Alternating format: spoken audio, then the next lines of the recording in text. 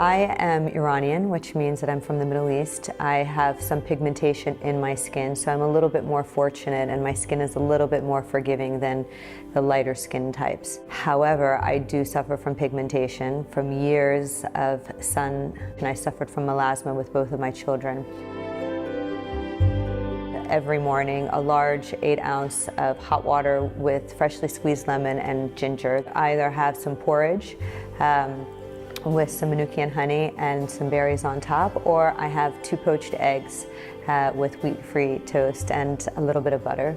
My office is really quite busy once I get there, so I have a nice green juice, lots of yummy greens inside of it, and is not too vegetable-y. It has some apple as well as coconut, so it has a little bit of sweetness, which I crave throughout the day. Then in the afternoon, I'll have my lunch, which is usually a vegetable-based salad or greens with some protein, such as fish or a chicken. In the evening, I have usually a Persian meal, so some rice, white rice. However, the way that we cook it is slightly different. We soak it, we boil it, and then we rinse it, and then we cook it with some homemade stew, which is usually some veal, in addition to vegetables, whether it's coriander and chives with celery, or if it's sweet potatoes with chicken and pomegranate. So lots of different varieties of stews that we make, and I'll have a small green salad with that.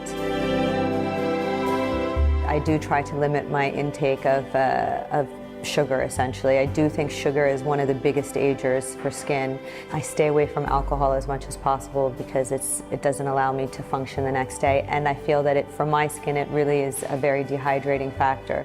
I do think alcohol, with some people, especially as you age, makes you a little bit more lethargic and makes those fine lines and wrinkles a little bit more prominent. Otherwise, I like to eat most foods, and I think everything in moderation is good. I do eat pasta, I do eat bread, I have all of those things. Skin is very much comprehensive with how you live. Having good sleeping patterns is crucial in maintaining skin health. When we're sleeping, that's when our skin rejuvenates and regenerates. And then, of course, exercise. You know, you can't eat really well and then never exercise. We're basically a machine ourselves. So, you know, it's just like taking care of a car. You give it good gas, you take it in for service. You know, the same way your body is even more important. You have to take care of it, and there's just a lot of different components. Genetics is one. And, you know, how you live is really a huge factor in how you will age and how you will deal with stress and just live a happier life.